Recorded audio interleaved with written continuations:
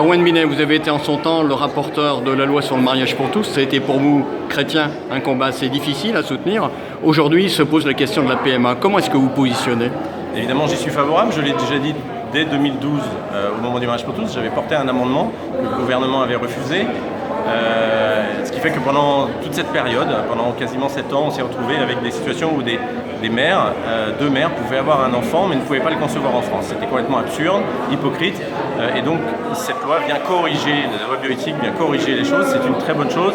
Il y avait néanmoins dans le projet de loi du gouvernement des choses qui ne me convenaient pas. J'ai pu l'exprimer, j'ai pu d'ailleurs travailler avec le groupe socialiste de l'Assemblée nationale sur ces questions-là juste avant les réunions de commission, et le gouvernement est revenu sur un certain nombre de ces décisions. Il reste, je pense, encore le projet de loi à être peaufiné du point de vue de la recherche des origines, parce qu'il me semble qu'un enfant né d'une gamète, né d'un donneur, puisse aussi, à un moment donné, connaître son histoire et puisse avoir l'identité de ce donneur. Ça me paraît extrêmement important. Et sur ce point-là, le texte reste encore à être parfait. Ultime question, il n'y a pas un risque de marchandisation ?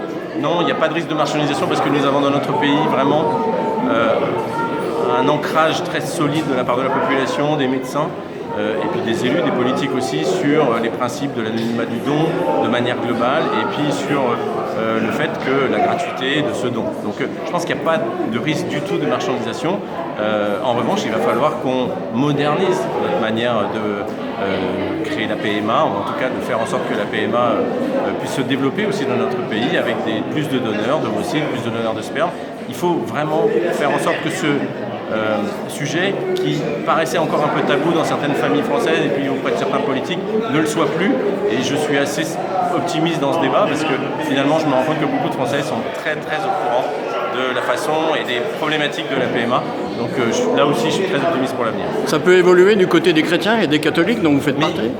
En 2012, il y avait 40% des catholiques qui étaient favorables au mariage pour tous. On ne les a pas entendus parce qu'ils étaient un peu cachés au fond des églises avec un sentiment parfois soit d'interrogation, soit de honte sur le discours qui était prêché.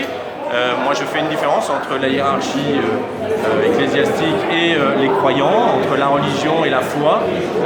Les catholiques aujourd'hui beaucoup s'expriment favorablement à ce texte, et vous verrez évidemment des prêtres encore déjà aujourd'hui baptisent des enfants qui sont nés de couples homosexuels, et j'en suis ravi.